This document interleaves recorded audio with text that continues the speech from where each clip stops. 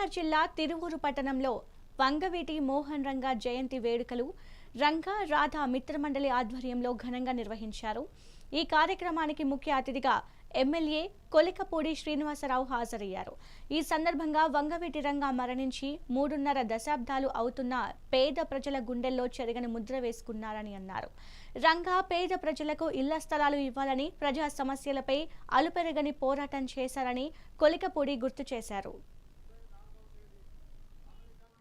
స్వాతంత్రం వచ్చిన రోజు, అల్లూరి సీతారామరాజు పుట్టిన రోజు, అలాగే చనిపోయిన 3.5 దశాబ్దాల తర్వాత కూడా కోట్లాది మంది గుండెల్లో శాశ్వత స్థానం సంపాదించుకున్న నికాసైన పేద ప్రజల నాయకుడు, కులమతాలకు అతీతంగా బడుగు బలహీన వర్గాల కోసం, గుడిసె కూడా లేని పేదవాళ్ల కోసం, రిక్షా తొక్కునే కార్మికుల కోసం పనిచేసి పదవిలో ఉన్నది చాలా కొద్ది కాలమే అయినప్పటికీ శాశ్వతంగా చరిత్రలో నిలిచిపోయే విధంగా ప్రజల కోసం పాటుపడినటువంటి వంగవీటి మోహన్ రంగా గారి స్ఫూర్తిని ప్రతి సంవత్సరం జూలై 4వ తేదీ ఆయన జయంతి రోజు, డిసెంబర్ 26వ తేదీ ఆయన వర్ధంతి రోజు మనం జరుపుకుంటున్నాం।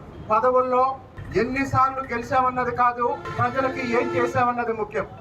ఎన్ని పదవులు అనుభవించామన్నది కాదు, ప్రజల కోసం ఏం చేశామన్నది ముఖ్యం। వైఎస్ రాజశేఖర రెడ్డి గారు ఆయన్ని శాసనసభ్యుడిగా అవకాశం ఇచ్చిన తర్వాత విజయవాడ తూర్పు నుంచి శాసనసభ్యుడిగా ఎన్నికయ్యారు। శాసనసభ్యుడిగా ఉన్నన్ని రోజులు ఆయన నియోజకవర్గంలో విజయవాడ నగరంలో గుడిసెలేసుకొని ఉంటున్న పేద ప్రజలకు ఇళ్ల స్థలాల కోసం ఆయన పోరాడారు।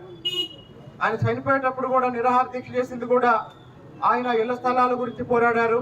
జూలై 4వ తేదీ అమెరికాకి స్వాతంత్రం వచ్చిన రోజు, అల్లూరి సీతారామరాజు పుట్టిన రోజు, అలాగే చనిపోయిన 3.5 దశాబ్దాల తర్వాత కూడా కోట్లాది మంది గుండెల్లో శాశ్వత స్థానం సంపాదించుకున్న నికాసైన పేద ప్రజల నాయకుడు, కులమతాలకు అతీతంగా బడుగు బలహీన వర్గాల కోసం, గుడిసె కూడా లేని పేదవాళ్ల కోసం, రిక్షా తొక్కునే కార్మికుల కోసం పనిచేసి పదవిలో ఉన్నది చాలా